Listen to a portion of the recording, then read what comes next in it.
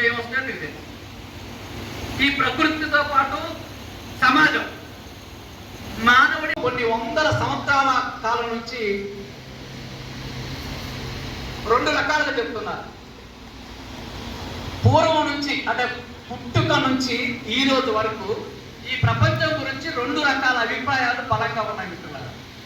సంవత్సరాల క్రితం మానవుడు ఏర్పడ్డాడు.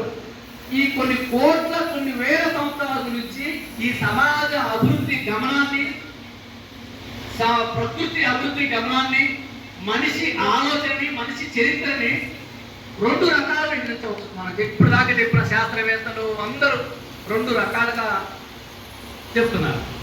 ఏంటి రెండు రకాలు అంటే, ఒకటి భావవాదము, రెండు భౌతికవాదం. ఈ రెండింటి మధ్య భీకరమైన పోరాటం, ఎడతెగని పోరాటం జరుగుతూ ఉంది. ఎంత పోరాటం అంటే చాలా సీరియస్ పోరాటం, ఇక చెప్పరానంత పోరాటం.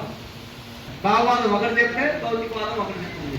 భూమి ఎలా ఆవిర్భవించింది అని ప్రశ్న వచ్చిందనుకో, ఇది మండుతున్న అగ్నిగోళం, సూర్యుడి నుంచి వేరుపడింది, వేరుపడిన తర్వాత మండుతున్న అగ్నిగోళం నుంచి ఇట్లా భూమి వచ్చిందని చెప్తారు సైన్స్, భౌతికవాదం. భావవాదం అంటే ఈ మండుతున్న అగ్నిగోళం అంటే ఎవరు తాగుతున్నారు అని అడుగుతున్నారు.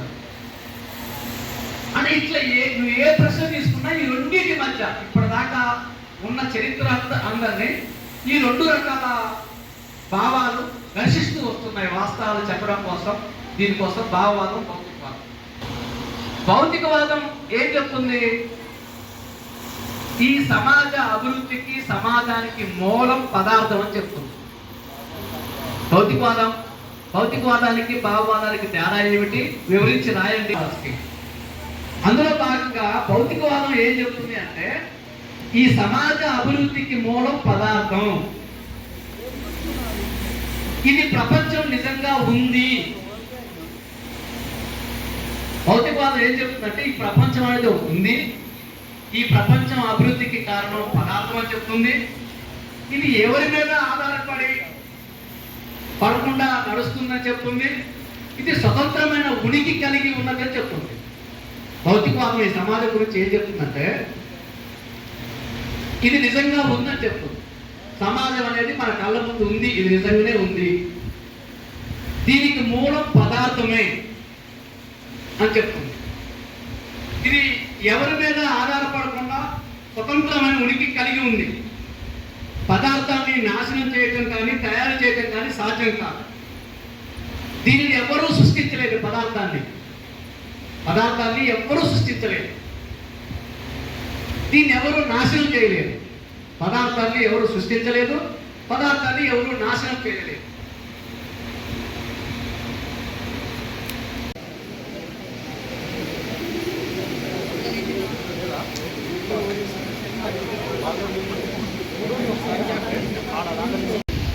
దేశంలో, రాష్ట్రంలో ఎన్నికలు హోరాహోరీగా జరిగి పూర్తయ్యాయి.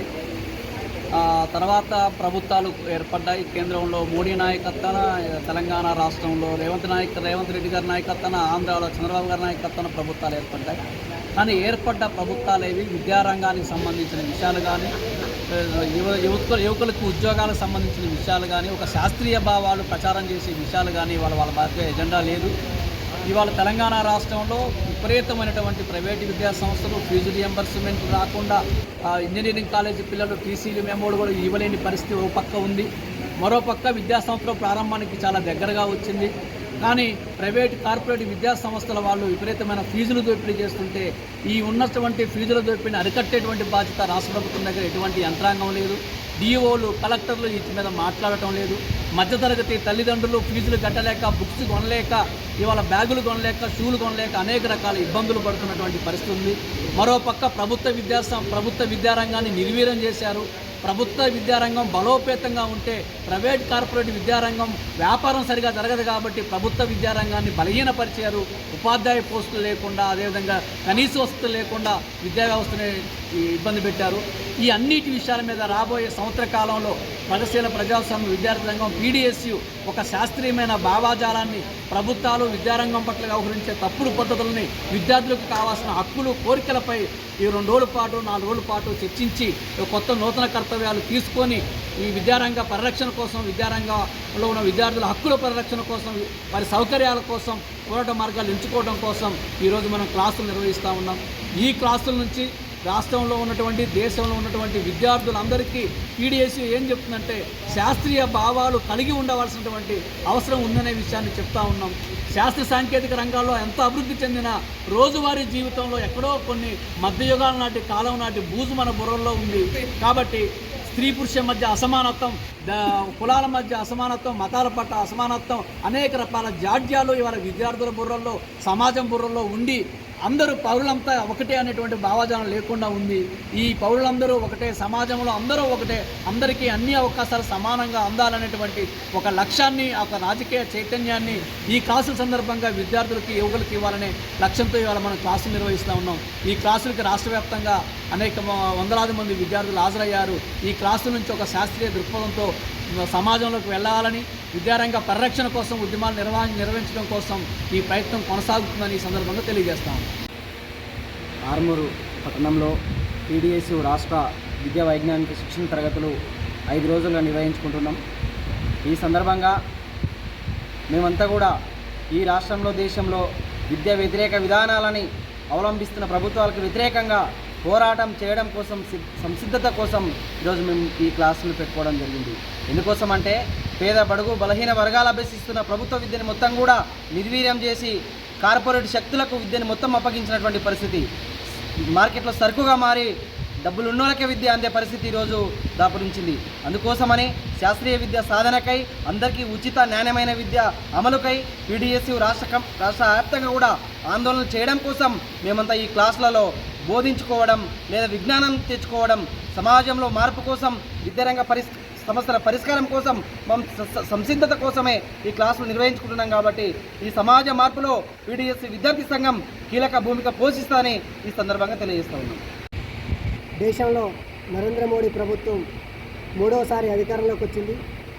2 సార్లు అధికారంలో ఉన్నప్పుడు ప్రభుత్వ విద్యను ధ్వంసం చేసి విద్యారంగాన్ని నిర్వీర్యం చేసినటువంటి పరిస్థితిని మనం చూస్తూ ఉన్నాం. మత్స్యాంధస్త భావాలను పెంపొందించి విద్యార్థుల మెదళ్లను చిదివేసేటువంటి విధంగా జీవ పరిణామ సిద్ధాంతం లాంటి ప్రకృతి పరిణామ సిద్ధాంతాన్ని, శాస్త్రీయ భావజాలను తుదిమొట్టించడం కోసం కృషి చేయడం జరిగింది. ఇప్పుడు 3వసారి ఏర్పడిన తర్వాత ఇలాంటి అవకతవకలు జరగకుండా విద్యార్థుల శాస్త్రీయ ఆలోచనలకు అనుగుణంగా విద్యా విధానం ఉండేటువంటి విధంగా నేడు ఏర్పడే ఎన్డీఏ ప్రభుత్వం ఉండాలని చెప్పేసి మేము కోరడం జరుగుతూ ఉంది. ఇదే తరుణంలో దేశవ్యాప్తంగా ఉన్నటువంటి యూనివర్సిటీలను, దేశవ్యాప్తంగా ఉన్నటువంటి ప్రభుత్వ విద్యాలయాలను డెవలప్మెంట్ కోసం కృషి చేయాలని చెప్పేసి ఈ సందర్భంగా తెలియజేయడం జరుగుతూ ఉంది. పేద, బడుగు, బలహీన వర్గాల విద్యార్థులకు, అట్టడుగు వర్గాల విద్యార్థులకు శాస్త్రీయ ఆలోచనలతో కూడినటువంటి సమానమైనటువంటి విద్యా విధానం అమలు చేసేందుకు ఈ ప్రభుత్వాలు కృషి చేయాలని చెప్పేసి ఈ సందర్భంగా తెలియజేయడం జరుగుతూ ఉంది. రాష్ట్రంలో విద్యా వ్యతిరేక విధానాలు అవలంబిస్తున్నటువంటి ప్రభుత్వం ఇప్పటికైనా సరే తక్షణమే అందరికీ సమానమైనటువంటి విద్యా విధానం అమలు చేయడం కోసం ప్రైవేటు, కార్పొరేటు విద్యా సంస్థలు చేస్తున్నటువంటి విద్యా దోపిడీని అరికట్టడం కోసం కాంగ్రెస్ ప్రభుత్వం చర్యలు చేపట్టాలని చెప్పేసి ఈ సందర్భంగా తెలియజేయడం జరుగుతూ ఉంది. నా పేరు నాగేశ్వరరావు, PDSU స్టూడెంట్ యూనియన్. ఈరోజు తెలంగాణలో విద్యా సంవత్సరం ప్రారంభం కాబోతూ ఉంది. ప్రభుత్వ పాఠశాలలో విద్యా సంస్థలు సమస్యల నిలయాలుగా మారిపోయి ఉన్నాయి. అధికారం చేపట్టినటువంటి రేవంత్ రెడ్డి గారి ప్రభుత్వం ఈరోజు బడిబాట కార్యక్రమాన్ని ప్రారంభిస్తూ ఉంది. ఈ బడిబాట కార్యక్రమం ద్వారానైనా, లేదంటే మన ఊరు మన బడి పథకం ద్వారానైనా ఈరోజు ప్రభుత్వ విద్యా సంస్థల్ని బలోపేతం చేయాల్సిన అవసరం ఉంది. కేవలం ప్రచార ఆర్భాటాలకు పరిమితం అయితే మళ్ళీ పాత కేసీఆర్ ప్రభుత్వం లాగా విద్యా వ్యవస్థ భ్రష్టు పట్టే అవకాశం ఉంటుంది. కాబట్టి తక్షణం దీని మీద దృష్టి కేంద్రీకరించాలని మేము తెలియజేస్తా ఉన్నాం. మరోవైపు రాష్ట్రంలో విద్యాశాఖ మంత్రి లేరు. ఇప్పటికీ 6 నెలల సమయం గడుస్తూ ఉంది. కాబట్టి రాష్ట్ర ముఖ్యమంత్రి ఇప్పటికైనా విద్యాశాఖ మంత్రిని నియమించాలని కూడా ఈ సందర్భంగా మేము డిమాండ్ చేస్తూ ఉన్నాం. అదేవిధంగా సంక్షేమ హాస్టల్స్ కావచ్చు, గురుకులాలు కావచ్చు, విద్యా సంస్థలన్నీ కూడా పునారిల్లిపోతున్నాయి, కూలిపోయే ప్రమాదకర పరిస్థితులు ఉన్నాయి. రాబోయే కాలంలో వర్షా ప్రభావం తీవ్రంగా ఉండే అవకాశం ఉంది. కాబట్టి అన్ని విద్యా సంస్థలని, ముఖ్యంగా ప్రభుత్వ సంక్షేమ హాస్టల్ని, గురుకులాలన్నింటిని కూడా బాగు చేయాల్సిన అవసరం ఉంది, మరమ్మతులు చేపట్టాల్సిన అవసరం ఉందని మేము డిమాండ్ చేస్తూ ఉన్నాం. మరోవైపు తెలంగాణలోని ప్రభుత్వ విశ్వవిద్యాలయాలకు సంబంధించిన వైస్ ఛాన్సలర్ని ఇంతవరకు రెగ్యులర్ బేసిస్లో నియమించలేదు. కేవలం ఇన్ఛార్జీల పాలన నిర్మించారు. ఇవి గతంలో కేసీఆర్ ప్రభుత్వం ఇన్ఛార్జీల పరిపాలన చేపట్టిన లేకపోవడం కారణంగా అనేక యూనివర్సిటీలు వివాదాస్పదమైనాయి. కాబట్టి ఇప్పటికైనా రేవంత్ రెడ్డి గారి ప్రభుత్వం అన్ని యూనివర్సిటీలకి రెగ్యులర్ వైస్ ఛాన్సలర్ నియమించాలని ఈ సందర్భంగా డిమాండ్ చేస్తూ ఉన్నాం. మెడికల్ సంబంధించిన నీట్ ఎగ్జామ్ ఏదైతుందో ఈరోజు దేశవ్యాప్తంగా తీవ్రమైన దుమారం రేపుతుంది. 24 లక్షల మంది విద్యార్థులు, మెడికల్ విద్యార్థులు ఈరోజు వాళ్ళ జీవితాలని రోడ్డు మీద తెచ్చిన నేపథ్యం ఉంది. నీట్ నిర్వహణలో యూజీసీకి సంబంధించిన ఏదైతే ఏజెన్సీ ఉందో, ఎన్టీఏ ఏజెన్సీ ఉందో, దాన్ని కేంద్ర ప్రభుత్వం అజమాయిషీలు నడుపుతున్న ఏజెన్సీ ఏదైతుందో ఇది పూర్తిగా ఘోరంగా విఫలం చెందింది. కేంద్ర ప్రభుత్వానికి ఏమాత్రం చిత్తశుద్ధి ఉన్నా, నరేంద్ర మోడీ ప్రభుత్వానికి ఏమాత్రం చిత్తశుద్ధి ఉన్నా తక్షణమే మెడికల్ విద్యార్థుల కౌన్సిలింగ్ కోసం నిర్వహించేటువంటి నీటిని రద్దు చేయాలి. ఆయా రాష్ట్ర ప్రభుత్వాలు, స్థానిక ప్రభుత్వాలు కోరుతున్నట్టుగా నీటిని రద్దు చేసి స్థానిక భాషలో దానికి సంబంధించిన మెడికల్ రిక్రూట్మెంట్కి సంబంధించిన ప్రాసెస్ని ప్రారంభించాలని ఈ సందర్భంగా మేము డిమాండ్ చేస్తాము.